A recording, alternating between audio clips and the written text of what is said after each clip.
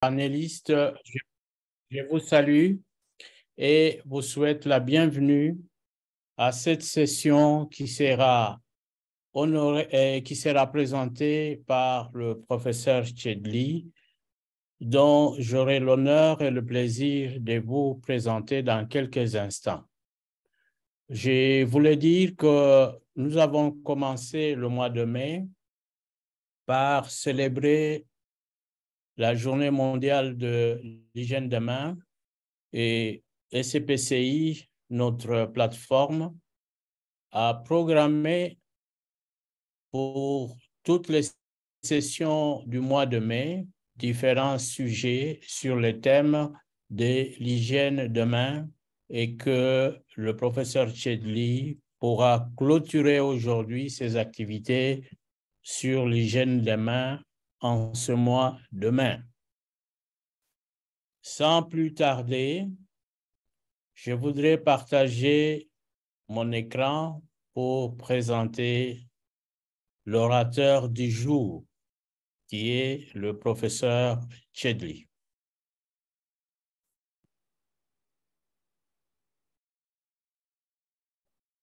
Qui est le professeur Chedli? Le professeur Chedli est un expert en PCI et qui a travaillé longtemps avec l'Organisation mondiale de la santé. Il a 35 ans d'expérience dans le domaine de la santé publique, dont la PCI. Comme formateur, il est professeur paramédical et membre de plusieurs sociétés savantes, dont le Réseau africain de contrôle des infections, ICAN en anglais, que nous connaissons tous et qui appuie aussi cette plateforme. Voilà l'essentiel de la présentation du professeur, parce que si nous devons vous lire tout ce qu'il a déjà fait, je pense que nous aurons au moins 20 minutes. C'est pour dire que c'est un homme de grande expérience dans le domaine et que nous avons la chance de recevoir aujourd'hui, qui va nous parler du sujet qu'il a préparé avec amour. Professeur Chedli, vous avez la parole.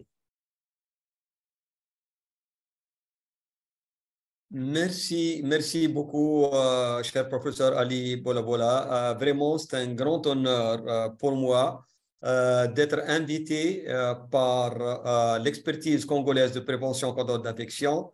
Et je vous remercie, vous aussi, pour Je ne sais pas si vous arrivez à capter le professeur Chedli.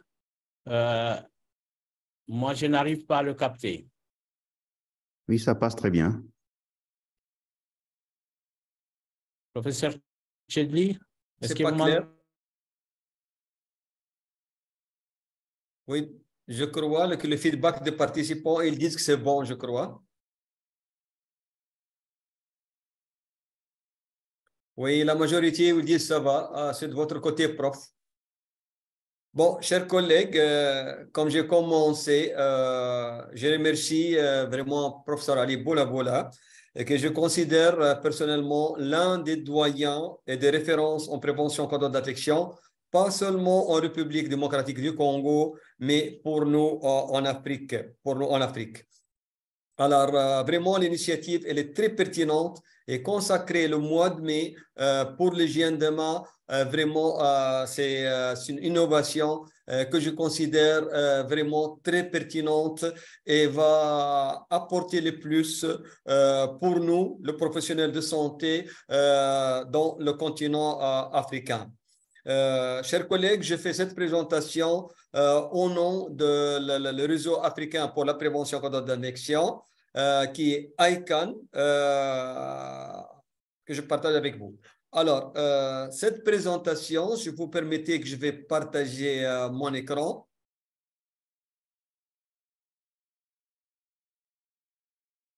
Alors, si vous permettez, je vais désactiver les vidéos pour améliorer la qualité de la bande passante. Merci. Alors, notre présentation d'aujourd'hui, le thème était proposé par l'équipe de Prof Ali Bolabola, l'expertise congolaise. Et c'est un thème vraiment original parce qu'avant, ça n'a pas été vraiment discuté plus ou moins ou échangé avec les professionnels de santé dans le continent africain. Et on a aussi parmi les panélistes et les participants deux grands chercheurs que je connais personnellement, Dr Marie De Catoto et Dr Andy Olsi, ainsi que d'autres collègues que je n'arrive plus à voir maintenant sur mon ordinateur. Alors, le thème, comme je l'ai dit, quand ça a été proposé, pour moi, ce n'était pas facile vraiment de développer et venir avec une présentation adaptée à notre contexte. Mais il est temps qu'on commence aussi, comme tout le pays du monde, à analyser la situation en rapport avec l'hygiène de main et penser comment créer et surtout maintenir une culture d'hygiène de main dans nos établissements de santé en Afrique, comme je l'avais dit. Alors, notre présentation, elle a presque une quarantaine de diapos qui va être partagée avec vous par les modérateurs de l'expertise congolaise de prévention et contrôle des infections. Alors, le sujet que je vais développer rapidement, en premier lieu, on va parler juste rapidement de 5000, la journée mondiale de l'hygiène de main de l'OMS, et aussi le projet de ICANN, le réseau africain pour la prévention et contrôle d'infection, en ce qui se rapporte avec l'hygiène de main. Deuxième fait, on va juste ensemble partager les faits marquants de l'hygiène de main dans le monde. Troisième partie, c'est le déterminant de la conformité à l'hygiène des mains. Ce déterminant, on va le discuter ensemble. Ensuite, on va discuter le rôle des facteurs externes et internes qui influencent les changements de comportement. Bien sûr, ici, ça vise et ça cible le professionnel de santé. Le cinquième, ce sont les facteurs de motivation pour l'hygiène des mains. Et je vais conclure avec la stratégie multimodale de l'OMS pour la promotion de l'hygiène des mains. Juste comme sujet le 7, chers collègues, on va lancer quelques questions. Je sollicite que vous répondez à ces questions-là. Ça va nous aider à éclaircir et avoir un feedback de votre part. Et ce feedback, il est spécifique à notre continent africain, bien qu'il y aurait possibilité que deux participants d'autres continents vont nous joindre. Pour chacune de ces questions-là, on va vous donner 2 minutes juste pour cocher la question et ensuite on va vous présenter les résultats des réponses des participants. Alors, sans retarder, on va commencer notre présentation avec la première question. Please, Kanika, the first poll question, please. Alors, vous voyez le poll question, la question est devant vous. Juste, vous choisissez la réponse. Avez-vous assisté à une formation sur l'hygiène de main? Non, une fois ou plusieurs fois. S'il vous plaît, veuillez choisir la réponse adaptée. Vous avez 2 minutes maximum. Merci.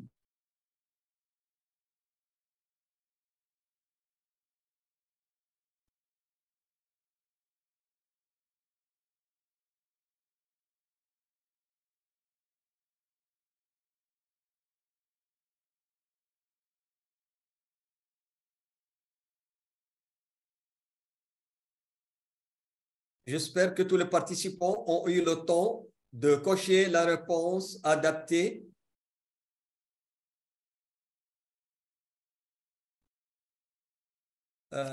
Please, second poll question.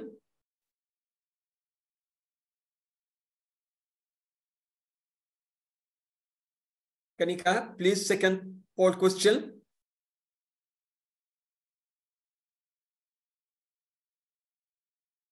Alors, la deuxième question, s'il vous plaît, une bonne hygiène de main peut prévenir les infections évitables contractées pendant la prestation de soins de santé. Alors, d'après vous, jusqu'à combien peut-elle prévenir les infections D'après vous, elles peuvent venir jusqu'à 30%, 50% des infections évitables ou 70%. Veuillez choisir la réponse adaptée.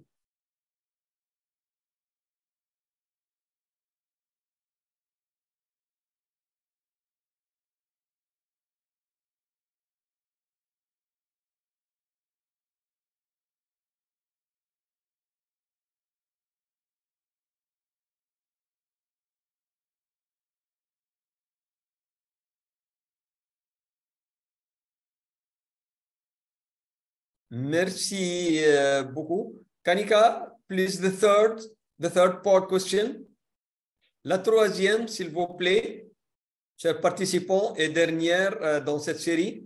Alors, quel est votre niveau d'observance de l'hygiène des mains dans votre pratique quotidienne de soins? Lorsque vous pratiquez le soin au quotidien, alors quelle est votre estimation de votre niveau d'observance d'hygiène de main? Est-ce qu'il est inférieur à 30%? Est-ce qu'il est entre 30 et 50%? Est-ce qu'il est entre 50 et 70%? Ou vous estimez qu'il est supérieur à 70%?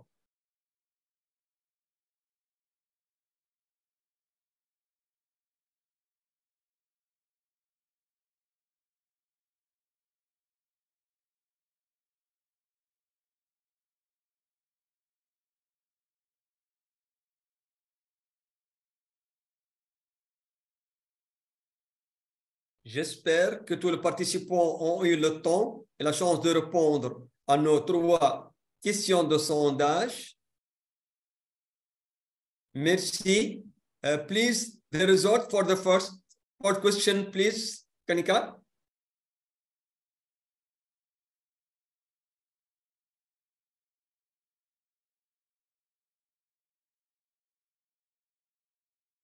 Alors, pour la première question, avez-vous assisté à une formation d'hygiène de main? Alors non, il y en a seulement une personne qui n'a pas assisté. Ceux qui ont assisté une seule fois, il n'y a personne. Et la majorité, 91%, a assisté plusieurs fois à des sessions de formation sur l'hygiène des mains. Merci beaucoup. Second answer, please, Kanika.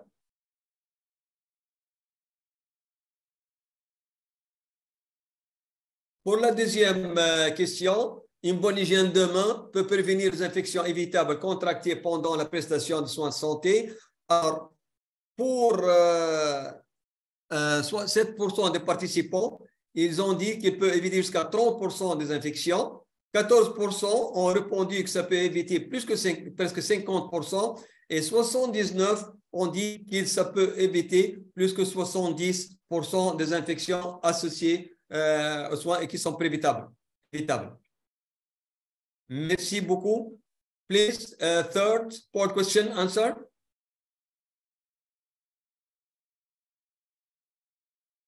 Alors, quel est votre niveau d'observance de l'hygiène des mains dans votre pratique quotidienne de soins? Alors, 17% de collègues ont répondu inférieur à 30%, 25% ont dit qu'elle est comprise entre 30 et 50%, et 33% ont dit entre 50 et 70%, et 25% ont dit qu'elle est supérieure à 70%. Je vous remercie vraiment, chers collègues, pour avoir répondu à notre sondage et vous allez avoir le feedback de ces réponses-là. Please, can you take off the answer for the poll question? Thank you. OK, merci bien. Alors, on va revenir à ces réponses-là et le voir ensemble. Alors, comme vous le savez, chers collègues, le 5 mai de chaque année, l'Organisation mondiale célèbre la journée mondiale de l'hygiène de main. Et l'expertise congolaise, elle s'est alignée à cette campagne-là, comme beaucoup d'autres organismes et ministères de la Santé dans beaucoup d'États du continent africain. Alors, le thème de la campagne mondiale de la célébration de l'hygiène de main pour l'Organisation mondiale de la santé du bureau régional en Afrique, alors c'était ensemble, nous pouvons accélérer l'action pour prévenir les infections et la résistance aux antimicrobiens dans les soins de santé et construire une culture de sécurité et de qualité dans laquelle l'amélioration de l'hygiène de main est une priorité élevée. Et je crois que tout est disponible comme lien. Le slogan cette année, c'est accélérons l'action ensemble, sauver des vies, lavez vos mains. Alors, ICANN, qui est le réseau africain pour la prévention des infections, alors il a lancé l'initiative Tourner l'Afrique en orange. Alors, l'ICANN appelle à l'action tous les pays africains pour rendre l'Afrique plus orange et sauver plus de vies. C'est quoi cette initiative Turn Africa Orange? Alors, le programme Turn Africa Orange est une initiative de ICANN qui visait à encourager autant de pays africains que possible à participer à la campagne mondiale visant à recruter des établissements de santé pour soutenir l'amélioration de l'hygiène des mains. L'expression a été inventée pour encourager les pays africains de passer du jaune pâle à l'orange profond sur la carte. C'est la carte que vous voyez ici, reflétant le nombre d'établissements de santé enregistrés sur le site web de l'OMS. Il y a, ici, c'est notre collègue, Prof. Shahin Mehta, qui était l'ancien président, qui a été parmi les membres qui ont lancé ce programme-là. Et sur YouTube, le lien est ici, ça peut vous aider à voir en détail cette initiative-là. Alors, comme introduction, l'hygiène des mains, alors là, ici, ce sont des éléments techniques, je ne vais pas trop prendre de temps. Comme vous le savez, chers collègues, ça sauve 10 millions de vies chaque année. Et c'est aussi un investissement intelligent qui offre un retour sur un investissement exceptionnel. Et vous le savez aussi que ces soins propres protègent les agents de santé, les soignants et ceux qui demandent le soin aussi. Alors, garder les mains propres, bien sûr, est l'une des mesures les plus importantes que nous puissions prendre pour éviter de tomber malade et de transmettre des germes aux autres. Alors là, tous ces éléments-là sont connus. Les faits marquants, c'est que vous savez tous que les preuves scientifiques démontrent de manière écrasante qu'une bonne hygiène de main est l'action la plus efficace pour arrêter la propagation de l'infection. Aussi, une bonne hygiène de main prévient jusqu'à 50% des infections évitables selon des études. D'accord? C'est la réponse pour notre question numéro 2. Alors, le troisième élément, c'est que la stratégie multimodale d'amélioration de l'hygiène de main de l'OMS s'est avérée très efficace. Et on va revenir avec plus de détails sur cette stratégie qui entraîne l'amélioration significative des principaux indicateurs d'hygiène des mains, dont la réduction des infections nosocomiales et la résistance aux antimicrobiens, et aussi contribue à la réduction ou à endiguer les épidémies.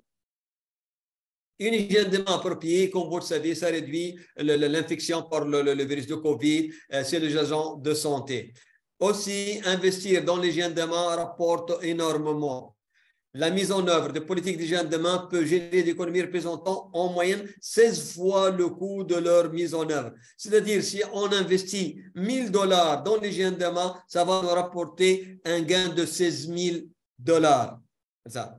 Alors, la pratique, comme vous le savez, elle varie, c'est le professionnel de santé d'une même unité et d'un même établissement et aussi d'un pays à un autre. Et je crois la semaine dernière, mon collègue Dr Valérie Kazadi en a parlé. Et aussi, je crois que le prof Ali aussi en a parlé vis-à-vis surtout de l'énigme de la disponibilité de l'eau et la non-disponibilité de l'eau dans quelques pays subsahariens de notre continent. Alors, maintenant, chers collègues, on va essayer ensemble de voir quels sont les déterminants de la conformité à l'hygiène de main. Si on voit que le professionnel de santé alors n'observe pas l'hygiène de main ou ne la font pas d'une façon correcte ou vraiment ne donne pas assez d'attention et d'importance à l'hygiène de main, on va essayer d'en voir ensemble quels sont les déterminants qui peuvent influer sur la conformité à l'observance ou à le lavage ou l'hygiène de main. Ici, le terme hygiène de main, ça inclut soit le lavage avec l'eau et le savon, soit la friction avec des solutions hydroalcooliques. Alors, ici, en premier lieu, on va parler de normes sociales. Alors, les normes sociales, soit on accepte une norme, soit on la refuse. Alors, parmi les déterminants, ce sont les normes sociales. Alors, une norme sociale, c'est une règle de comportement à laquelle les individus se conforment sur la base de la conviction. Alors nous, professionnels de santé, si on n'est pas convaincus, s'il n'y a pas une conviction, alors là, bien sûr, le comportement ne va pas y venir et aussi le respect de cette norme-là ne va pas y apparaître. Les normes sociales, généralement, ils dirigent nos actions. Cependant, ces normes-là peuvent être parfois contingentes à la situation, ce qui signifie que la surveillance d'une norme et la conformité à cette norme dépendent de la situation. D'accord? Parfois, les normes, elles sont là, ils dirigent nos actions, mais ces normes, parfois, ils sont plus ou moins contraignantes par rapport à la situation, ce qui nous pousse soit à l'observer ou à ne pas l'observer, cette norme-là. Alors, les systèmes normatifs des soignants, en ce qui concerne le comportement hygiène de main, peut être mesuré en apprenant, surtout par rapport aux normes sociales ici, les préférences de l'individu pour une action d'hygiène de main appropriée, les attentes du comportement d'hygiène de main et des autres, les croyances sur les attentes que les autres ont d'eux à cet égard, c'est-à-dire à l'égard de l'hygiène des mains. La deuxième, ce sont les habitudes. Et comme vous le savez, je m'excuse si c'est en anglais, soit on va acquérir de bonnes ou de mauvaises habitudes. Dans la partie quotidienne, soit on opte ou on a de bonnes ou de mauvaises habitudes. Et ici, mauvaises habitudes, ce n'est pas dans le sens moral. Ce n'est pas dans le sens moral. Alors, les habitudes sont définies comme des tendances psychologiques à répondre automatiquement aux stimuli environnementaux. C'est-à-dire, je prends l'habitude de me laver les mains parce que je réponds, c'est psychologiquement, parce que je réponds automatiquement à un stimuli environnemental. Puisque je suis professionnel de santé, je gère dans le quotidien les infections et les maladies et pour ma sécurité et la sécurité de mes patients, alors là, ça devient une habitude, ces habitudes-là, cette habitude-là devient automatique et stimulée par l'environnement dans lequel je suis. Et bien sûr, elle est acquise par la pratique répétée à des contextes particuliers. Les actions habituelles, généralement, sont déclenchées en réponse à des indices contextuels associés à leur performance. Ici, par exemple, quand vous montez dans votre voiture, alors pourquoi vous mettez automatiquement votre ceinture de sécurité, l'action? Si après avoir monté dans la voiture, quand je monte dans la voiture, alors les stimuli, alors là je monte et de là je mets la ceinture de sécurité, alors, indice contextuel. Ou se laver les mains, l'action c'est laver les mains après être allé aux toilettes. Pourquoi après aller être aux toilettes? Alors là il y a un indice contextuel et je prends l'habitude de me laver les mains. Alors là, ici j'essaie d'expliquer et donner ces exemples-là qui sont strictement liés aussi à leur adaptation à l'hygiène des mains. Alors, la force de l'habitude, chers collègues, est un continuum. Alors, les habitudes considérées comme de force faible ou modérées sont réalisées moins fréquemment que les habitudes fortes. C'est-à-dire, si ces habitudes deviennent là avec des stimulants assez robustes, et à une tendance psychologique qu'il accepte, alors là, ça devient des habitudes qui sont fortes. Et malheureusement, il y a des influences, des facteurs qui vont influer nos habitudes et qui rendent cette force soit faible ou modérée. Le troisième facteur, c'est la motivation. Alors, la motivation nous sert de départ et l'habitude nous fait continuer.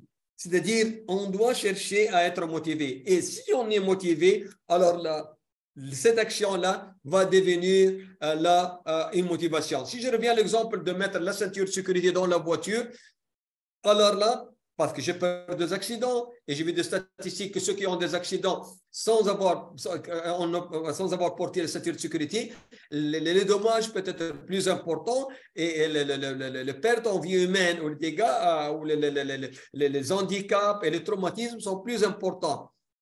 Alors, si on est motivé, alors là, ça va devenir habitude. Chaque fois que je monte dans ma voiture, je mets ma ceinture de sécurité. Ici, indépendamment de la loi ou d'autres éléments qui peuvent aussi motiver. Les motivations sont des mécanismes psychologiques évolués qui aide les individus à choisir la stratégie comportementale appropriée. Ceci, bien sûr, axé sur un objectif en réponse à une situation. Et ici, imaginez chacun de ces éléments, de cette définition-là, en rapport avec l'hygiène de main. Une situation de soins, alors l'objectif, me protéger, protéger mes patients, alors là, je choisis le comportement approprié, alors là, je me lave les mains. Et de là, ça devient, c'est comme un facteur de motivation et avec l'habitude, ça va continuer à être observé et appliqué. Alors, un résultat satisfaisant implique une expérience enrichissante. Si je suis vraiment satisfait de ces résultats-là, alors mon expérience devient riche. Qu'il s'agisse d'un plaisir sensoriel, d'un bénéfice métabolique pour le corps ou d'un changement de place dans le monde social. Alors, ça, c'était par rapport le quatre facteurs que j'ai cités. Maintenant, rapidement, on va passer avec les contraintes. Quelles sont les contraintes vraiment à l'adoption de l'hygiène de main et à l'observance de l'hygiène de main dans notre pratique quotidienne? Ici, chers collègues, merci bien. Yes, please, keep the question, please. Yeah. La question numéro 4. Quelles sont les contraintes qui affectent votre observance de l'hygiène de main dans votre pratique quotidienne? Vous pouvez choisir une ou plusieurs réponses, chers collègues. Alors, garde la grande charge du travail, parce que je porte déjà des gants, je n'ai pas besoin de me laver les mains, parce que je suis observé par le responsable de la PCI ou le surveillant de service ou le chef de service, parce que je suis observé par un collègue. Alors, c'est pourquoi ça me met dans une situation contrainte. Ici, la contrainte aussi, la disponibilité de l'eau, du savon ou de solutions hydroalcooliques. Aussi, une autre contrainte, j'évite d'interrompre un soin en cours. Et par exemple, je me trouve dans une urgence qui fait pression et je passe à l'action sans me laver les mains. Alors, par-ci, c'est cet élément-là. Quelles sont pour vous les contraintes qui affectent votre observance de l'hygiène des mains? À vous à répondre, chers collègues. Merci.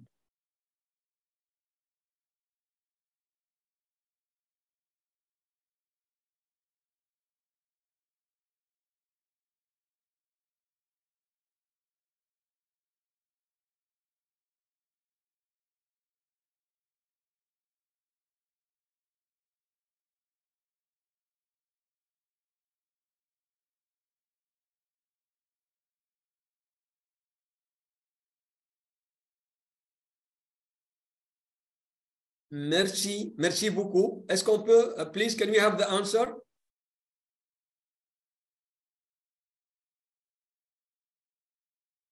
Merci bien.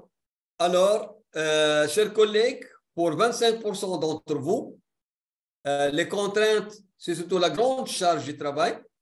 Pour 17%, c'est déjà je porte des gants, je n'ai pas besoin de me laver les mains. Il y a personne qui a répondu pour être observé par un collègue ou un responsable. 50%, malheureusement, ça fait de la peine. C'est la non-disponibilité, la disponibilité de l'eau, de solutions hydroalcooliques. Et aussi 8% qui ont répondu, ils ne veulent pas éviter d'interrompre le soin en cours et aller se laver les mains. Vraiment, par rapport à la littérature internationale, bien qu'elles sont limitées, nos réponses, les réponses de la part de l'échantillon de participants qui sont là, elles sont plus ou moins alignées à celles de réponses sur le plan international. Thank you. Please take off the answer. Alors, les contraintes situationnelles à l'hygiène de main. Alors, déjà, comme vous l'avez dit, dans la littérature, la grande majorité, c'est la grande charge de travail. Déjà, porter des gants, alors, et avec la pensée que les EPI protègent. Aussi, dans la littérature, être observé par le responsable sur la PCI qui mesure l'influence sociale d'un statut, et ça devient une contrainte. Et aussi être observé par un collègue infirmier, c'est ici qui mesure l'influence des pairs. C'est-à-dire, parfois, être observé par un père, ça stimule aussi. Ça peut stimuler. Aussi, essayer de pratiquer l'hygiène des mains, mais il y a un manque d'eau, de savon ou solutions hydroalcooliques. Interruption pendant le soin nécessitant l'assistance immédiate de l'infirmière ou du médecin qui mesure l'interruption. Une urgence nécessitant, par exemple, de prélever du sang pour une PCR qui mesure, je m'excuse, pas PCR, il dit CCRP. C'est Reactive Protein, qui mesure la réaction à l'urgence. Ici, ce n'est qu'un exemple de situation. Et vous voyez, les collègues qui sont présents, plus ou moins, ils ont répondu. Mais si on ouvre la parenthèse et on demande, c'est sûr qu'il y a d'autres facteurs qui peuvent être ajoutés dans la liste des contraintes situationnelles à l'hygiène des mains. Alors, pour ce qui est des facteurs institutionnels, alors les facteurs institutionnels, le comportement des soignants, je m'excuse. Ici, les facteurs institutionnels, c'est en rapport avec la culture de la sécurité et familiarité avec l'hygiène des mains. Alors, le comportement des soignants s'inscrit dans le contexte de la vie hospitalière. Les hôpitaux peuvent être considérés comme des institutions qui ont un impact sur les paramètres qui s'y déroulent. Il est largement admis que la culture de sécurité d'un hôpital affecte le taux de conformité de l'hygiène des mains. Ici, le facteur rapport à l'institution, on doit avoir dans nos institutions maintenant l'implantation et la naissance et aussi l'entretien de la culture de sécurité dans notre hôpital. Et dans le contexte de sécurité contexte de culture de sécurité de l'hôpital, alors vient s'intégrer l'hygiène des mains. La modification des cadres physiques. Ici, chers collègues, c'est sûr, parmi la majorité d'entre vous connaissent très bien la photo que je partage avec vous. Et le contexte, là, le cadre physique, il influe beaucoup sur l'adoption, l'observance, la pratique de l'hygiène des mains. Et malheureusement, parfois, c'est spécifique à nos FOSA, aux institutions de santé. Alors, le cadre physique, il peut influer le comportement. L'agencement des accessoires, des accessoires du cadre entourant l'acte d'hygiène des mains servent de contrainte ou d'opportunité à la pratique d'hygiène des mains. C'est pourquoi, lorsqu'on bâtit, on entretient les hôpitaux, on doit prendre en considération vraiment les stations de lavage des mains, le point de lavage des mains et la disponibilité là où il y a nécessité, soit dans les salles de soins, dans le couloir ou même dans les chambres des patients. Alors, d'après vous, une question que je lance et je laisse à vous aussi en matière à réflexion, en quoi diffère la pratique de l'hygiène des mains dans le couloir du service et dans la chambre du patient ou la salle de soins? Est-ce qu'il y a une différence ou non? Bien sûr, si vous observez qu'il y a une différence, alors comment le couloir ou la salle de soins ou la chambre pourrait être modifié pour mieux faciliter l'hygiène des mains? Ceci, ce sont des questions et des situations à soulever et à analyser avec les responsables dans le service de soins, les responsables au niveau subrégional, subnational et national. Alors maintenant, les facteurs de motivation pour l'hygiène des mains. Je m'excuse, peut-être ici la modification de cadre physique, si on a des propositions, on doit les considérer et on doit les écrire comme des recommandations spécifiques et adaptées à notre contexte, soit contexte institution, contexte région, contexte pays ou contexte continent. Les facteurs de motivation pour l'hygiène des mains, comment se motiver à changer? Malheureusement, peut-être les collègues panélistes qui sont présents avec moi, personnellement, avant c'était à cause du Covid qu'on a opté pour les formations en ligne ou à distance.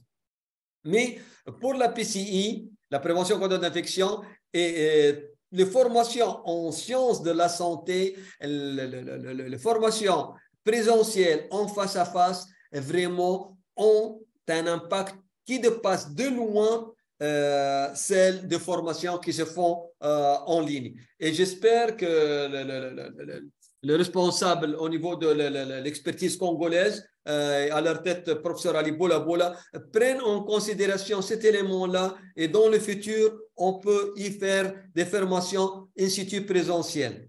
Alors, je reviens à la partie, c'est le facteur de motivation pour l'hygiène de main.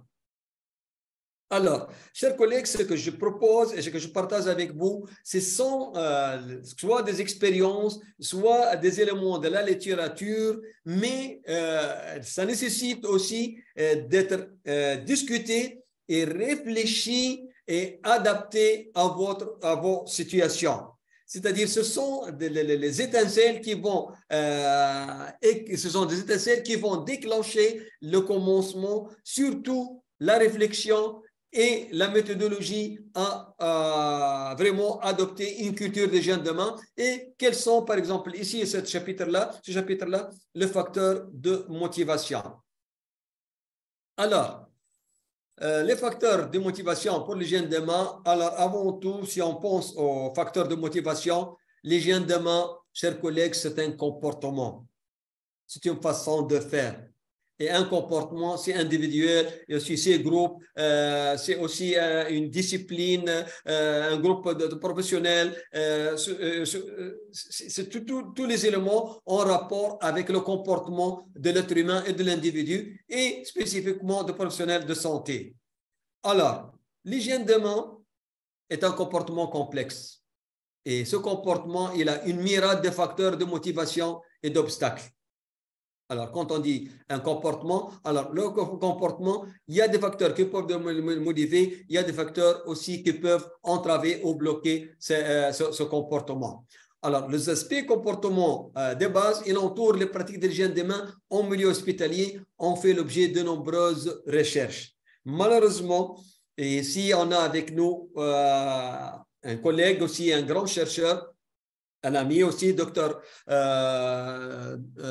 Katoto, qui est avec nous, vraiment pour lequel et pour tous les chercheurs aussi, Prof. Ali Bola et les autres participants, les autres panélistes présents avec nous, qu'on doit vraiment faire des recherches sur les aspects comportementaux entourant la pratique d'hygiène de main dans notre continent et dans nos hôpitaux afin de proposer vraiment des solutions pour motiver et aussi chercher les obstacles pour y travailler dessus. Il reste des lacunes dans la littérature concernant la promotion psychologique efficace de la conformité à l'hygiène de main. Même dans les pays occidentaux et dans les pays riches, alors là, il y en a, on ne trouve pas dans la littérature des éléments concernant la promotion psychologique efficace à la conformité de la conformité de l'hygiène de main. Aussi, il a été démontré que le cadre psychologique conduisant à un changement de comportement dans une grande variété de contextes, en particulier dans le comportement des travailleurs de santé. Alors, le cadre psychologique est vraiment à prendre en considération. Il y a un modèle que je ne vais pas trop détailler, qu'on appelle le modèle de Fogg. Ce modèle-là, c'est le modèle comportemental de Fogg. Alors là, d'un côté, on a la motivation et on a les aptitudes. Et en troisième, la variable, ce sont les déclencheurs. Alors, le modèle de Fogg est un modèle comportemental qui explique les raisons pour lesquelles un comportement a eu lieu ou n'a pas eu lieu. Alors, selon ce modèle-là, pour qu'un comportement se produise, il est nécessaire de combiner trois éléments. La motivation à réaliser l'action, qui est là, soit la motivation elle est faible ou élevée, l'aptitude à accomplir l'action, attitude faible ou aptitude élevée, et un déclencheur qui incite à faire l'action. Alors, plus on augmente la probabilité d'atteindre le comportement cible ici. Alors, trois éléments, motivation, aptitude, déclencheur. Si l'un de ces trois éléments manque, le comportement n'aura pas lieu. Alors, pour mieux comprendre aussi, ça nous aide à mieux comprendre pourquoi un comportement ne se produit pas. Alors, on doit identifier les facteurs améliorés pour que le comportement se produise. Le modèle aussi de Fogg s'utilise quand on a identifié une situation problématique où un comportement ne se produit pas, comme ici on parle de comportement, l'hygiène de main comme comportement. Il y a malheureusement la source ici, mais elle est en anglais, qui peut vous aider à mieux comprendre ce modèle-là. Alors, ici, question de sondage, chers collègues, de nouveau, je vous invite à répondre avant de parler de facteurs de motivation. Oui, à vous de répondre. quels sont les facteurs de motivation ici? On a intrinsèque et ensuite on va prendre l'extrinsèque. Les facteurs de motivation intrinsèque pour le changement de comportement pour l'hygiène de main. Autonomie, appartenance, plaisir, curiosité, apprentissage, fierté. Pour vous, chers collègues, quels sont les facteurs de motivation intrinsèques propres à vous pour que votre comportement vis-à-vis de l'hygiène de main change? À vous de répondre, s'il vous plaît. Merci.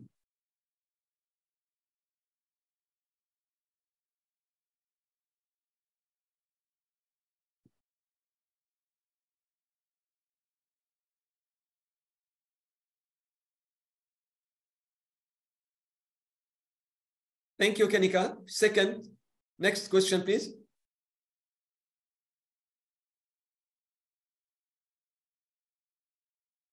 Alors, la sixième, sont les facteurs de motivation extrinsèques. Ce ne sont pas le vote. Alors, quels sont les facteurs de motivation extrinsèques pour le changement de comportement? Ah, je m'excuse.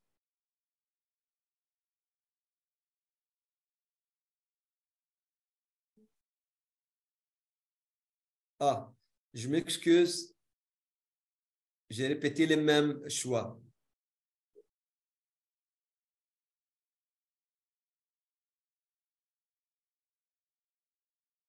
C'est le même, c'est le même. Je m'excuse. Hein? Can we have the answer for the first part question, please?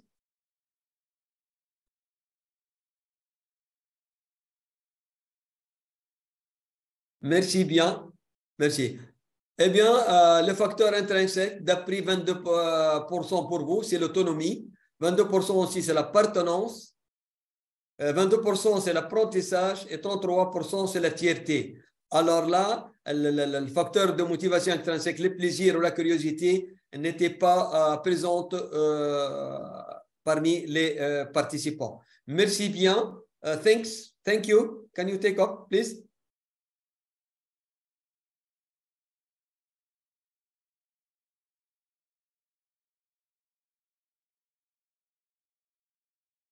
Thank you. That's all. Thank you. Can you take it up, please? Yeah, thank you. Ici, thank you. Could you close it, please? Yeah, thank you. Merci bien. Alors, on a à gauche les facteurs de motivation intrinsèques. Dans la littérature, il y en a ça. Mais si on s'assoit ensemble, si on était ensemble, on peut aussi discuter et en trouver d'autres.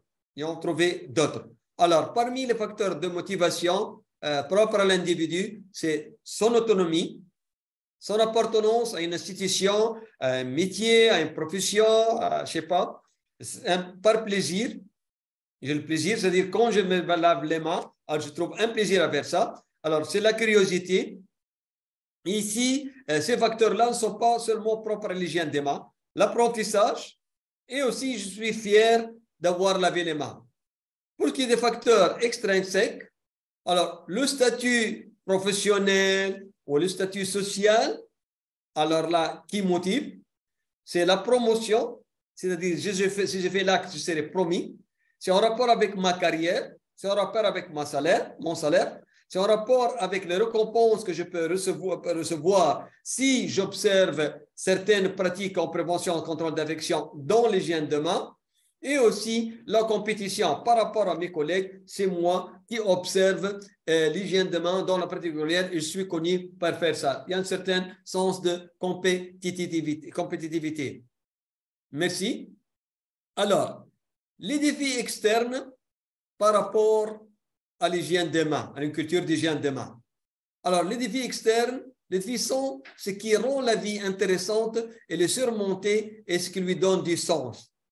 Alors, les défis, ce n'est pas toujours vraiment quelque chose de négatif. C'est une citation ici de Joshua Marine. Alors, les défis sont ce qui nous rend la vie intéressante. Et quand on surmonte ces défis-là, alors ça donne du sens en notre vie. Alors, ici, parmi les défis externes, alors manque, comme vous l'avez dit tout à l'heure dans votre réponse, c'est le manque d'accès aux ressources, aux fournitures nécessaires pour l'hygiène des mains. Aussi, il n'y a pas un retour d'information, un feedback s'il y a évaluation ou observation de la part des responsables de PCI ou autres. Il y a manque de formation continue. Il y a aussi absence de rappel pour nous inciter à l'hygiène de main dans le lieu de travail. Et aussi, parmi les défis externes, il y a une culture qui n'est pas favorable. Le personnel n'est pas encouragé à discuter la situation, à discuter les défis, à discuter l'impact, à discuter les erreurs. C'est-à-dire, malheureusement, il y a un facteur en rapport avec notre culture qui n'est pas favorable. Il est temps aussi qu'on commence à s'encourager entre nous, et si on est en position de leader, à encourager nos collègues à discuter ces situations problématiques et ces défis-là en rapport avec l'hygiène de main, discuter aussi l'impact de l'observance de l'hygiène de main et les erreurs surtout qu'on est en train d'observer. Et discuter les erreurs, ce n'est pas dans un sens de punir. Alors, la culture de sécurité, c'est là où les gens ne sont pas simplement encouragés à travailler pour le changement, ils agissent quand c'est nécessaire.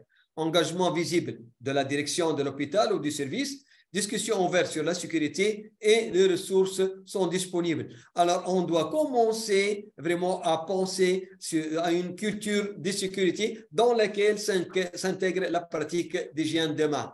Les défis internes aussi entre nous-mêmes. Alors, par exemple, malheureusement, il y a des collègues et moi-même, parfois, on se trouve dans une situation un peu décevante. Et on a un certain défi interne qui nous rend un peu négatifs. Alors, par exemple, je pense que les directives ne s'appliquent pas. Si la directive en rapport avec l'hygiène de main, alors si ça ne s'applique pas, alors là, vraiment, ça devient un défi pour moi interne. Je ne sais pas quand et comment faire ça. Il y a un manque de soutien social et professionnel. Et aussi le défi interne, je suis très occupé ou j'ai juste oublié de me laver les mains et ce n'est pas un problème. Alors, qu'est-ce qui motive les gens? Et ensuite, je vais demander à vous, qu'est-ce qui peut vous motiver? Exemple des éléments qui peuvent nous motiver, un salaire élevé, récompense et incitation, sanctions pour non-respect. Mais personnellement, je vous le dis, ces éléments-là, matériels-là, surtout en rapport avec le salaire, avec les récompenses matérielles, il y a beaucoup de pays qui ont appliqué et à eux seuls n'ont pas amené le changement. Aussi, parmi les facteurs de motivation, le travail est intéressant, travail exigeant, certaines libertés et responsabilités. Et je suis sûr et certain que pour vous aussi, il y a d'autres facteurs que vous pouvez ajouter qui peuvent vous motiver et motiver les gens à observer l'hygiène de main. Les défis pour motiver le changement, il y a une certaine apathie, il y a des gens qui ont un manque d'intérêt ou de préoccupation. Complexité des changements, ça c'est vrai, un changement c'est toujours complexe, ce n'est pas facile. Alors, surtout, plusieurs étapes, ici on le compare à une seule étape, changement de personnel, changement d'organisation et l'intégration dans chaque jour. Ici, bien que c'est complexe, mais il faut toujours à un moment qu'on commence une de ces étapes-là. Et une fois qu'on a commencé, ça va amener les autres étapes à s'intégrer et faire l'enchaînement. Aussi, il faut être à l'écoute du personnel. Ne présumez pas que vous savez. Allez demander. Alors là, il faut aller voir. Il faut écouter avec le collègue participant. Qu'est-ce qui vous a fait choisir la profession de santé? On peut discuter de ça. Qu'est-ce qui vous plaît dans ce métier-là ou cette profession? Qu'est-ce qui vous pousse à vous laver les mains? Que changerez-vous pour améliorer la pratique d'hygiène de main? Alors là, ici, pour les leaderships, les responsables, les surveillants, ne présumez pas que vous savez, il faut aller discuter et parler. Et en parlant avec le professionnel, en les écoutant et posant des questions, vous allez vraiment connaître les causes et agir sur ces causes-là pour agir. Alors, les étapes, je m'excuse. Alors, les étapes ici pour motiver le respect d'hygiène de main. Alors, la première étape, s'assurer que la structure nécessaire est en place, les personnels de connaissance des ressources, remue-ménage ou brainstorming avec le personnel, se préparer, mettre en œuvre, évaluer, commencer avec des changements simples, idéalement personnels, aborder le changement avec une attitude positive, fixez-vous des petits objectifs qui permettent la célébration, c'est-à-dire qu'on peut réussir. Nouvelle approche pour motiver, pleine conscience pour inciter à l'hygiène de main, motiver en concentrant sur le patient, approche de déviance positive, Évaluation dirigée par le personnel avec retour immédiat, c'est-à-dire le feedback. Adoption de la stratégie multimodale de l'OMS pour l'hygiène de main, dont je vais parler tout à l'heure. Alors, le septième, Paul, question, please. Merci. Alors, s'il vous plaît, avez-vous entendu parler de la stratégie multimodale de l'OMS pour la promotion de l'hygiène de main? Si oui, est-ce qu'elle est utilisée dans votre institution de santé? À vous, chers participants, de répondre. Merci.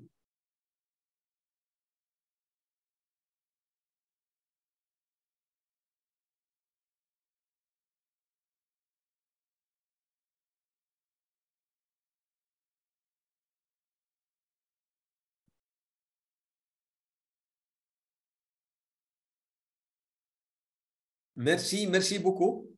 The answer, please, Kanika.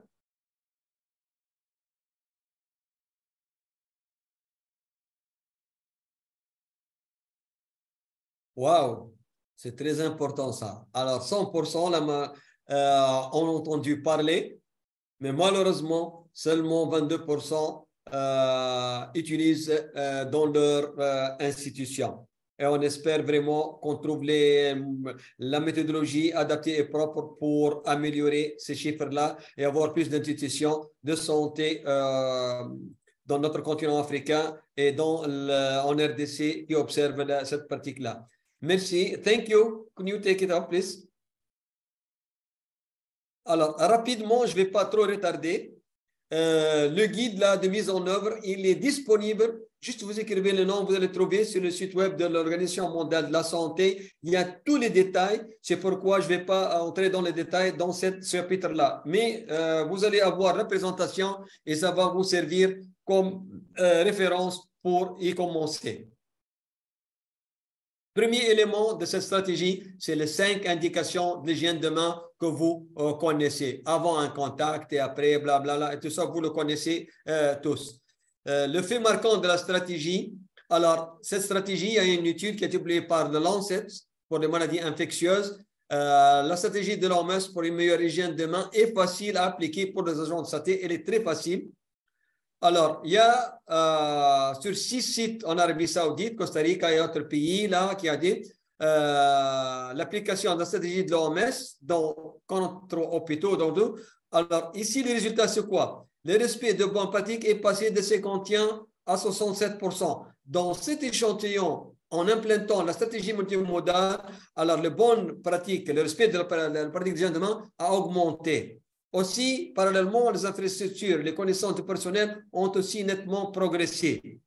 Aussi, l'étude a montré que ce changement de pratique et de mentalité en matière de sécurité a perduré pendant 2 ans au moins après la fin du test.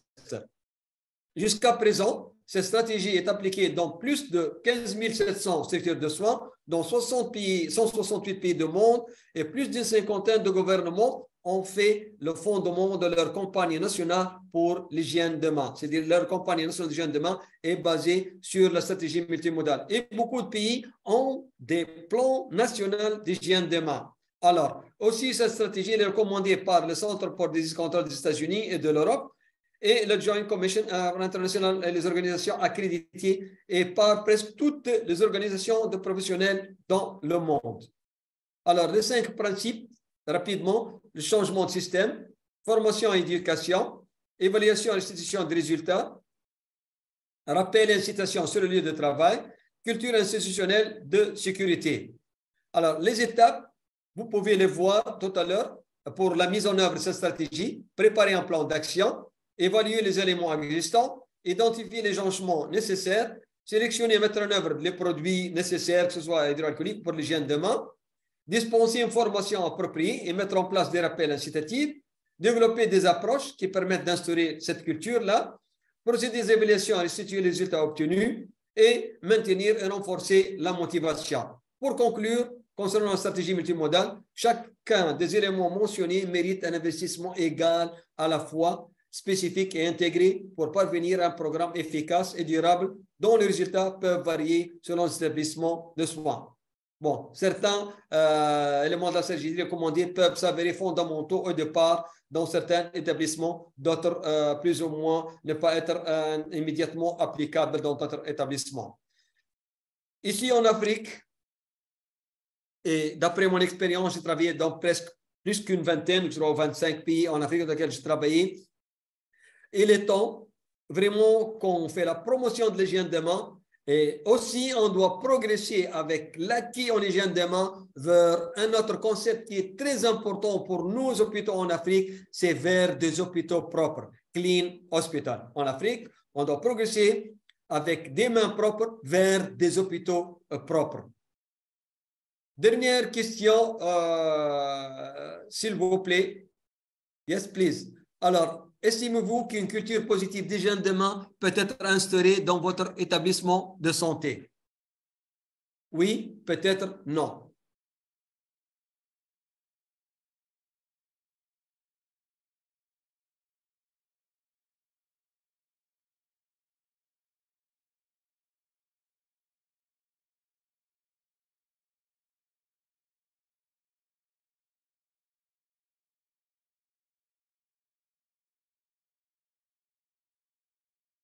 Merci, merci beaucoup. Please, the answer. C'est la dernière question, chers collègues. Ah, c'est très positif, vraiment. C'est très encourageant. 90%, ils disent oui. On estime qu'on peut instaurer une culture d'hygiène de main dans nos institutions.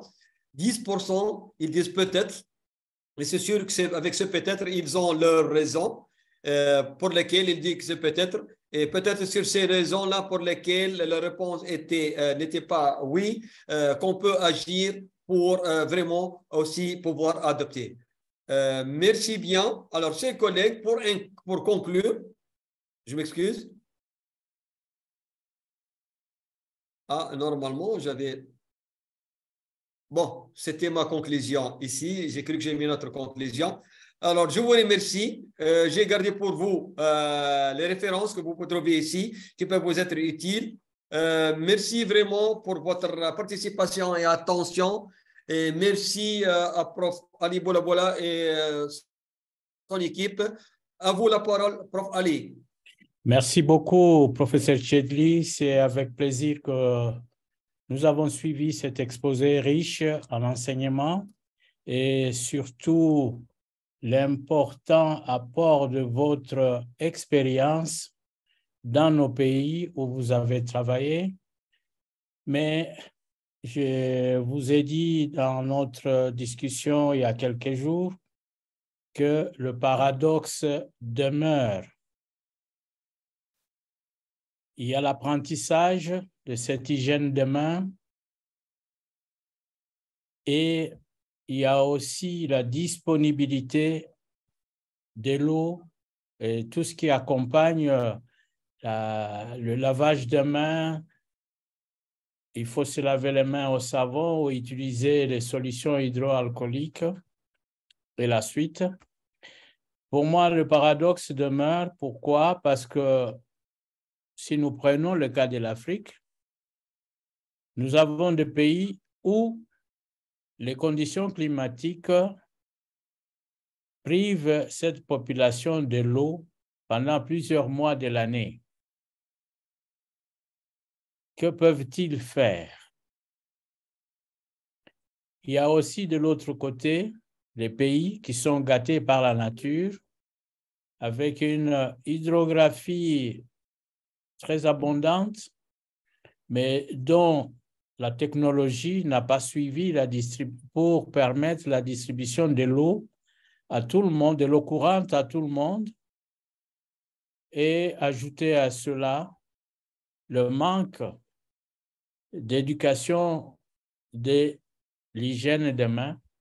Eh bien, si vous mettez tout ça ensemble, je pense que nous avons encore du chemin à faire. Et heureusement qu'un bon nombre d'entre nous a dit que c'est possible d'instaurer cette culture de l'hygiène de main. Donc, il y a espoir et je vais passer la parole aux panélistes et aux autres participants pour apporter leur contribution, mais aussi vous poser des questions, professeur Chedli.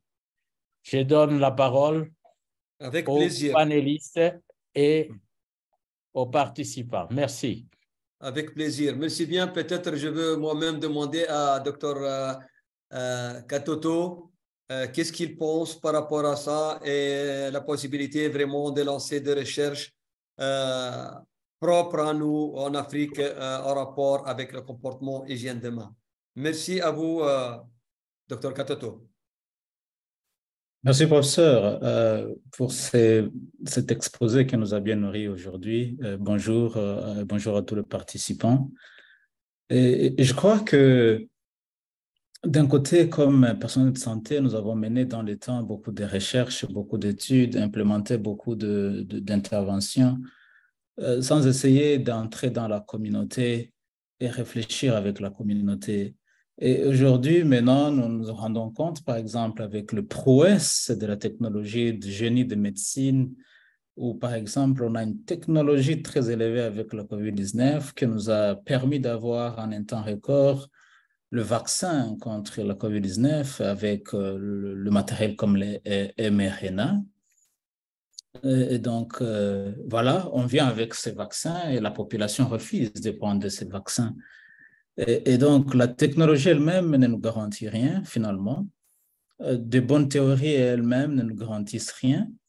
Et donc, du coup, le professeur soulevait un point très important. Et nous, par exemple, dans ce domaine de vaccination, qui est un pilier important de la PCI, on commence déjà à comprendre que, évidemment, il fallait venir avec des outils pour finalement introduire la notion de behavior change, ça veut dire le changement de comportement, l'étude du comportement dans l'acceptation de nouvelles interventions. Alors, cela a conduit, par exemple, à l'OMS à remodifier et de venir avec un très bon instrument qu'on appelle la base, un instrument chargé sur le behavior, sur le comportement, juste pour mesurer l'attitude de la population d'une communauté par rapport à l'introduction de nouveaux vaccins, qu'on appelle le BEST questionnaire. Et donc, je pense qu'il est temps aussi que nous introduisions des outils comme ça pour le lavage de mains et voir si nous pouvons valider ces outils. Les piloter cette fois-ci pas au nord, mais au sud. Le professeur Boulaboula vient de soulever des points très importants et le pool vient de le montrer. Et que c'est vrai, d'un côté, il y a le comportement à changer, mais de l'autre côté, il y a par exemple l'eau qui manque. Et donc, les experts qui vont s'asseoir, piloter, c'est valider ces instruments. Ils ne doivent pas vraiment être assis à New York ou à Bonn ou à Zurich, mais ils doivent être vraiment assis en Afrique, comprendre évidemment les lots ennemis de Mkamkan. Ça, c'est un premier élément. Un deuxième élément, c'est évidemment, est-ce que c'est faisable ce genre de recherche chez nous? Oui, c'est faisable. Il est question de voir si nous pouvons nous lier avec les organisations locales, les structures de santé, le ministère de Santé et les universités locales. Dans chaque pays, au moins, on a des universités. Et ce qui est intéressant, les enfants qui sont vaccinés, ils viennent, ils ce qui est intéressant en Afrique, c'est que dans chaque université, on a des facultés de sciences sociales, anthropologie. Donc, il est plus que temps que nous commencions à travailler de commun accord avec ces facultés. Et je pense que c'est la voie où nous devons aller, parce que l'interdisciplinarité, la multidisciplinarité, la transdisciplinarité, c'est finalement ça ce qui nous aide à comprendre pourquoi les bonnes interventions ne marchent pas. Et alors, je vais m'apaiser à comprendre aussi, nous n'avons pas que de barrières. D'un côté, nous avons des leçons apprises avec la COVID-19. Comment nous pouvons amener, par exemple, l'institutionnalisation du lavage de mains, comme nous l'avons vu avec la COVID-19, par exemple, dans les établissements de santé, comme on vient de le dire, comme évidemment dans, par exemple, les structures scolaires. Et pourquoi ça a marché pendant ce temps de la COVID-19? Qu'est-ce que nous avons appris? Donc, des questions aussi que nous documentions ces bonnes pratiques pendant ce temps, les leçons apprises, et de cela maintenant que nous régénérions de nouvelles questions de recherche. Voici donc quelques éléments de réponse, professeur Chedli. Merci beaucoup. Merci, merci. Peut-être on donne, parce qu'il y a des collègues qui ont posé des questions. Prof Ali, à vous. Merci beaucoup, Prof Katoto, pour vos apports. Je voudrais passer la parole à d'autres panélistes et aux participants qui ont des questions. Je vois Souleymane, M. Souleymane, vous avez parlé de comment pensez-vous pouvoir accompagner des études visant à faire un état des lieux sur la prévention et le contrôle des infections, entre parenthèses, hygiène de main. Professeur Chedli. Bon, merci bien, Prof Ali, et merci le collègue pour sa question, et même il a posé une deuxième question. C'est un peu délicat à répondre ici, parce que personnellement, je suis invité par l'expertise congolaise en PCI. Je ne sais pas ce que je peux dire. Moi, ici, je suis pour le compte de ICANN, Infection Control Africa Network. Et malheureusement, même quand j'étais à l'OMS, ce n'était pas facile de trouver des financements spécifiques pour des recherches en prévention contre l'infection. Même ce matin, j'ai partagé avec Dr Katoto un document de l'OMS là, en rapport avec la recherche en hygiène de main. Je ne sais pas, peut-être Dr Andy a une réponse par rapport aux collègues. Oui, à vous, Dr Andy. Dr Andy, vous avez la parole. Merci, professeur Chedli. Encore un plaisir d'être sur ce plateau avec vous. Cette question est très importante et pour y répondre, je crois que je ne vais pas y aller tout droit. Il faut réunir certains éléments. Je vais commencer par ce que j'appelle la science de l'implémentation ou de la mise en œuvre. C'est un problème très sérieux en Afrique, pas que d'ailleurs en Afrique. Pourquoi j'ai dit que c'est un problème? Parce que les difficultés en Afrique sont connues. En termes d'hygiène de main, l'accessibilité à l'eau pose un problème, c'est connu, mais à la fin, c'est quand même une obligation morale des autorités politico-administratives de fournir l'accès à l'eau aux citoyens et aux formations sanitaires. Donc, par exemple, il faudrait maintenant faire le plaidoyer à un niveau qui dépasse le cadre scientifique qui nous réunit comme maintenant. Il faut maintenant traverser vers les politiques qui comprennent les données qui sont sur la table et qui puissent investir. Et donc aujourd'hui, dans la communauté scientifique high level, on parle de IPC Fund, donc les fonds par rapport à la prévention et au contrôle des infections. C'est une réalité, ça pose réellement un problème. On a toutes ces lignes directrices. Leur mise en œuvre est un sérieux problème. Pourquoi? Parce que, quelque part, les politiques ne sont pas dedans. Premièrement, parce qu'ils ne comprennent pas encore les lignes directrices. Ils ne votent pas pour l'investissement conséquent par rapport aux besoins sanitaires dans les milieux. Donc, c'est une discussion de haut niveau.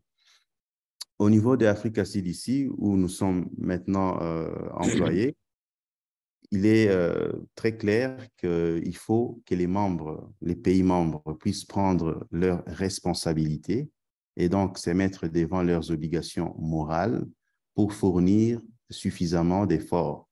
Et c'est ce qu'on appelle Africa CDC, the New Public Health Order. Donc, c'est un nouvel ordre de santé publique en Afrique pour permettre de s'approprier, en fait, les initiatives d'amélioration du système de santé en Afrique, la fabrication ou la production, la manufacture des produits de santé, etc. C'est pour, en fait, encourager les autorités à prendre le devant. Parce que les financements extérieurs, bien sûr, ça nous aide à faire déjà beaucoup, mais ce n'est pas suffisant. Si vous avez de l'eau courante, vous pouvez vous laver les mains parce que vous comprenez l'importance. Mais quand vous n'avez pas accès ni à l'eau potable et même pas encore l'alcool ou la solution hydroalcoolique, je crois qu'il y a des sérieux ennuis. Voilà, donc pour les financements, pour revenir à la question sur les financements, ça revient tout de suite dans le plaidoyer que les organisations au niveau africain essayent de faire lorsqu'on rencontre les autorités étatiques qui comprennent en fait le besoin de mettre la main à la poche, donc d'éviter de tourner en autofinancement lorsqu'on n'a pas les bases qu'il faut, et donc avoir un pourcentage ou une proportion du budget national qui est assez conséquente par rapport aux besoins sanitaires des pays. Voilà un peu de manière synthétique ce que je peux dire. Merci. Oui. Professeur André, si je peux intervenir très rapidement à 1 minute, si vous permettez. Et donc, moi, je crois que vous avez vraiment fait une réflexion de high level, haut niveau. Mais alors, c'est là, donc là où le pays doit aller. Mais si je comprends aussi, c'est quelqu'un qui est à Tanganyika, qui est au Kasaï, qui est dans un centre de santé, mais vous êtes déjà outillé. Comment vous pouvez faire une étude pour les jeunes demain? De manière simple, vous pouvez faire une étude de $50 juste pour voir le taux de conformité. Combien de personnes se lavent le main, comme le professeur venait de faire un pôle ici.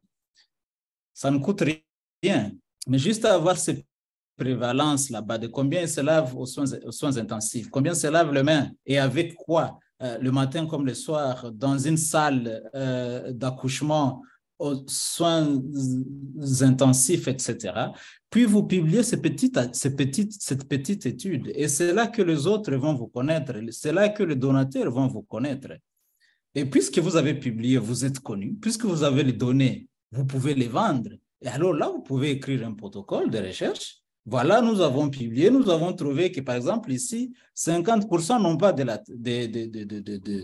des points d'adduction d'eau, etc. Voilà. Nous demandons à ces gens qui financent seulement, par exemple, un seul programme dans notre hôpital de rediriger ici parce que voici les conséquences pour le taux de non-conformité par manque de ça, etc. Donc, il y a des petites études, chers collègues, que nous pouvons faire, qui ne coûtent pas beaucoup d'argent, mais qui ont un impact assez important. Et l'importance aussi de ces réseaux ici, de cette communauté, c'est parce que vous avez maintenant une adresse, n'est-ce pas, de différents collègues qui sont en recherche, etc. Et donc, avec qui vous pouvez collaborer désormais. Et il y en a qui nous ont envoyé, par exemple, dernièrement, leur protocole et on les encourage du travailler, etc. Et donc, chers collègues, et voilà, si le pays ne vous supporte pas, vous pouvez toujours bousculer quelque part avec de petites études et écrire de grants. Et ne vous en faites pas, il y a suffisamment de donateurs qui ne savent pas où amener leur magot. Mais ils peuvent les donner qu'à celui qui a des choses à vendre et donc les donner. Voilà, merci. Juste Merci, pour ajouter aux collègues un petit mot. Merci. Est-ce que Ali? Dr. Andy a quelque chose à ajouter à ce que le collègue Katoto a dit avant de passer la parole au professeur Chedli? En fait, c'est complémentaire. Sans vouloir prendre du temps, il a dit des points importants. Moi, j'ai donné un raisonnement au niveau régional africain et il a contextualisé cela au niveau FOSSA, ce qui est très bien. Et oui, il faut avoir des données pour discuter et même quand on doit faire le plaidoyer, on doit donner les évidences, comme on dit en anglais, evidence-based. On doit avoir des données probantes pour la version française. Et donc, pour discuter et convaincre les décideurs, il faut avoir des données. Et donc, c'est un mouvement important d'encourager déjà les uns les autres, de faire la collecte des données, une bonne analyse, une démarche rigoureuse. Là encore est la question. Il faut que ça soit bien fait, sinon ça ne traduit pas la vérité ni la situation réelle sur terrain. Donc, c'est une démarche qui est complémentaire et moi, j'appuie ça à 100%.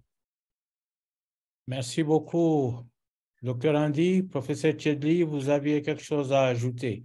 Oui, juste rapidement, vraiment, j'apprécie beaucoup l'intervention de deux collègues et j'ajoute que personnellement, je peux appuyer le jeune chercheur s'il y a, comme l'a dit Dr. Katoto, avec un protocole de recherche simple et clair, techniquement, et je crois que le collègue aussi, même vous, on est disponible à appuyer les jeunes chercheurs à commencer leur chemin, à condition, comme vous l'avez dit tout à l'heure, qu'il y ait un protocole de recherche clair et qu'ils ont aussi le minimum de compétences en matière de recherche pour y commencer. Merci à vous, Prof. Ali.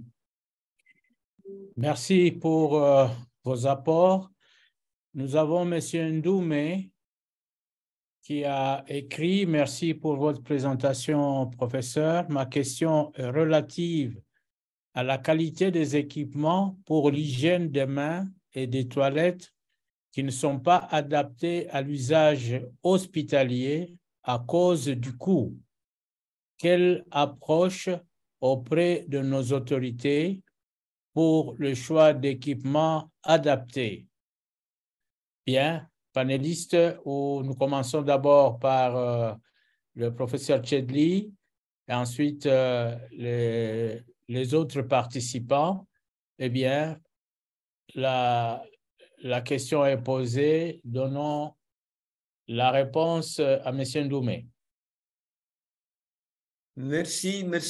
Ndomé, pour votre question. C'est une question qui revient souvent, surtout en matière de prévention contre l'infection, et elle est un peu critique aussi, car chaque pays est souverain, chaque État pour prendre des décisions, pour la planification, et vous savez très bien que dans le contexte aussi de planification et tout ça, il y a beaucoup de variables qui sont prises en considération.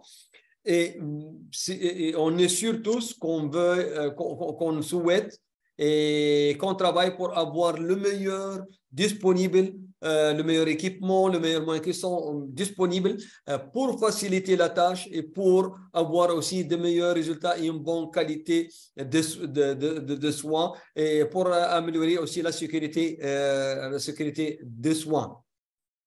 Bon, l'idéal, c'est quoi? Lors du choix de ces équipements, normalement, dans le comité, qui va être formé pour l'achat de ce matériel-là ou ces équipements, normalement, on doit inviter les experts en prévention en cas d'infection, ceux qui ont les compétences pour donner des conseils et des recommandations spécifiques à l'achat. Malheureusement, comme l'a dit le collègue, le coût de matériel et d'équipement, ils sont de qualité, parfois ils sont inaccessibles et trop chers. Et on opte pour un matériel de qualité moyenne ou parfois, je l'ai dit, je m'excuse, mauvaise. Et après une période courte, parfois des mois, il tombe en panne. J'étais dans des pays où j'ai vu des matériels vraiment presque neufs. Ils disent que ça ne travaille plus. Ce n'est plus en marche. Des autoclaves, des popinelles, je sais pas, des machines pour les buanderies, des stations de lavage des mains. C'est un peu complexe, Monsieur Ndomé, mais vraiment, il faut vraiment que le problème soit soulevé au niveau des formations sanitaires, au niveau des subrégionales et remonter au niveau national pour qu'on prenne les mesures nécessaires et adaptées pour l'achat de matériel vraiment dont le coût est adapté. Merci à vous, Prof. Ali. Merci beaucoup, professeur Chedli. Nous allons passer la parole au docteur Josaphat qui a demandé depuis un temps. Docteur Josaphat, vous pouvez poser votre question. Oui, merci beaucoup, professeur.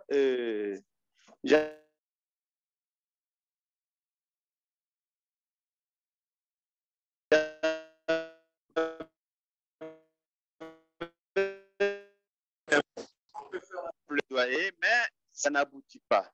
Maintenant, c'est pourquoi je voulais savoir, comme nous sommes dans cette plateforme, c'est bien que les profs Andy est là et les profs Ali aussi. Josaphat, est-ce que vous pouvez reposer votre question parce que ça ne sortait pas bien? Oui, bien sûr, professeur. Je disais ceci, c'est en rapport avec l'intervention du prof Chedli de ICANN. C'est quand nous avons peut-être, on peut faire un plaidoyer. Nous avons beaucoup de problèmes. Des fois, le politique nous pose problème. Mais je peux avoir un petit projet, je peux faire un plaidoyer qui n'aboutit pas. Est-ce que, heureusement que le prof Ali est là, prof Andy aussi et prof Kato, tout cela nous écoute. Si on peut créer une plateforme qui, quand quelqu'un a un projet, un plaidoyer, il peut faire une étude, on peut poser, même si au niveau du gouvernement, ça ne marche pas, qu'on puisse avoir des contacts qui peuvent nous faciliter d'apporter un apport dans nos projets, même au niveau sous-régional ou bien en dehors de nos frontières. C'est juste ça mon petit problème. Parce que nous avons fait beaucoup de recherches et beaucoup d'études, surtout dans certaines communes de Kinshasa, dans certaines structures hospitalières, par exemple, moi à Matete, là où je suis, on a déjà fait un plaidoyer, mais qui parfois n'aboutit pas. Si on pourrait avoir une plateforme qui pourra nous aider quand on a un plaidoyer, ça peut facilement être débouché. Merci beaucoup. Merci beaucoup, Dr. Josaphat, et courage pour continuer. Il ne faut pas vous décourager. Je vais passer la parole aux panélistes pour donner un point de vue là-dessus. Oui. Surtout que nous avons parmi nous des gens qui font des recherches qui peuvent vous encourager.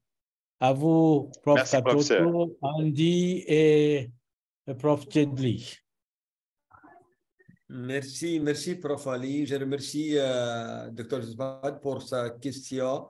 Mon collègue, Roy et moi, pas mal de fois, on a discuté ce point-là à des niveaux même internationaux. Et on est tous conscients que le monde occidental, les pays riches, vraiment, ils ont eu cet écart et ces avancements qu'ils ont réalisés. Je sais pas, ces améliorations, c'est grâce à la recherche. Malheureusement, dans notre continent et dans la majorité des pays à ressources limitées, même les ressources moyennes, la question de recherche demeure, je ne dis pas négligée, mais vraiment n'a pas eu sa part et l'importance qu'elle le mérite dans la planification. Hier, peut-être, Dr. Andy, le collègue, peut m'ajouter, il y a eu un accord vraiment que j'estime historique entre l'OMS Afro et Africa CDC. Ils ont élaboré un plan d'action commun pour les préparatifs, la réponse à la résilience dans les urgences de santé publique. Et je n'ai pas vu les détails, j'étais dans la réunion, mais je n'ai pas vu les détails de ce plan d'action. Je ne sais pas, peut-être Dr. Andy, et il peut, s'il a une information. J'espère que le collègue Afro, parce qu'on a parlé de ça avec l'OMS, prenne en considération la dimension recherche. Et j'ai vu que récemment, l'OMS a recruté des gens aussi pour pousser avec la recherche.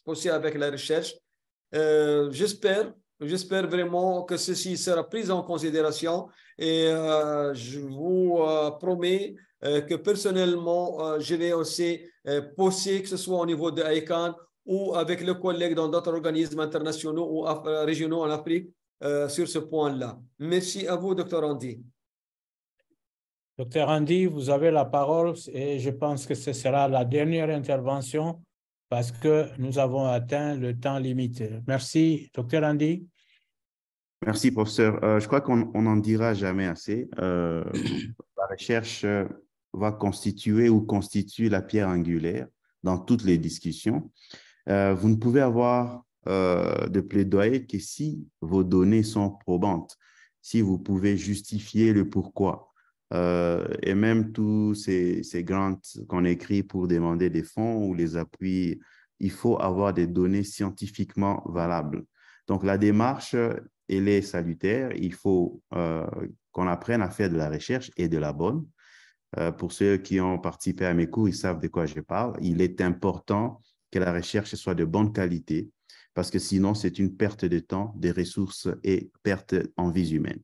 Il faut que ça soit de bonne qualité pour refléter la situation sur terrain et donc convaincre les décideurs. Ça, c'est de un. De deux, la collaboration entre les structures régionales, c'est déjà un signal fort pour permettre de prendre des décisions au niveau régional qui vont se traduire au niveau des pays. Mais à votre niveau où vous travaillez, votre institution, votre unité, votre département, vous pouvez commencer avec des choses vraiment simples. C'est une question de le vouloir et d'organiser avec un stylo et un papier, une organisation structurée. Vous pouvez déjà faire beaucoup. Il ne faut pas toujours attendre de l'extérieur. Ça, c'est mon expérience personnelle dans les milieux où je suis passé. Et donc, ça donne déjà beaucoup de différences. Merci. Prof Ali, vous permettez? Prof Ali? Prof Ali? Prof Chedli, Oui. mon micro est fermé, allez-y. Si vous permettez, on a une collègue, une grande experte en prévention en cas d'infection. Elle est de nationalité italienne. Elle a travaillé beaucoup de places dans le monde. Si elle peut, Mrs. Paula Bianco, si elle peut nous parler un peu de la recherche dans son pays, en Italie, comment ils font ça pour la prévention en cas d'infection. Paula? Nous lui passons la parole. Paula?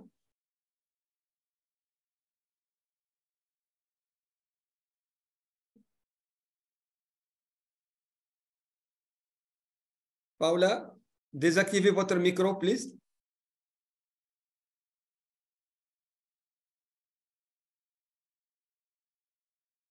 Je crois qu'elle ne nous entend pas. OK, à vous, Prof Ali, pour clôture. Je crois qu'elle ne nous entend pas. Oui, à vous. Il y a un problème de connexion. Merci, professeur Chedli. Je remercie tous les participants qui ont pu donner de leur temps pour que cette séance soit bien agrémentée et que ça soit aussi intéressant, pas seulement l'exposé qui était riche, mais je trouve que les interventions, les questions ont enrichi vraiment ce qui a été présenté agréablement par le professeur Chedli. Ainsi, nous avons terminé le mois de mai pour nos sur le thème de l'hygiène de main. Et je voudrais vous annoncer le thème de nos activités du mois de juin. Ce thème, c'est les hépatites virales et la prévention et contrôle des infections.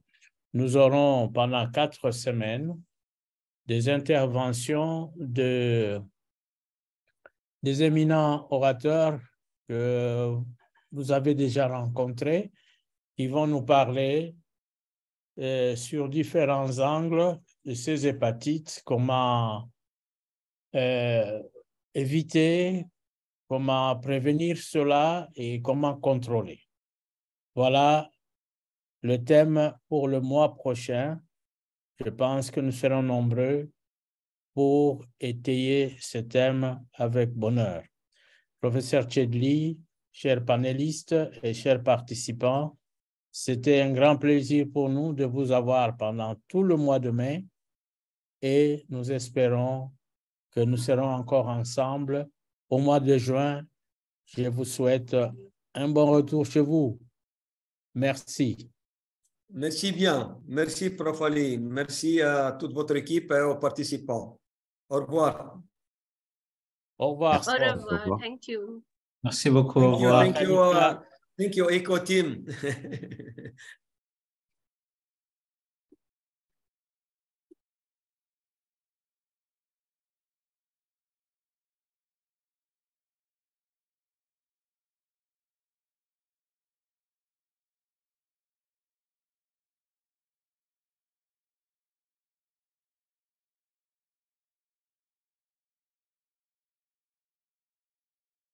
Sachin, you can end.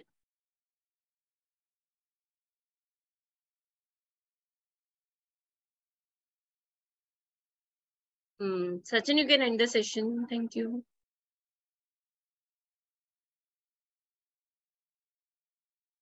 Sorry, Kanika, can you please come again? Yeah, I said you can end the session. Thank you. Okay, Kanika, thank you so much. Bye-bye. Bye, everyone. Bye-bye.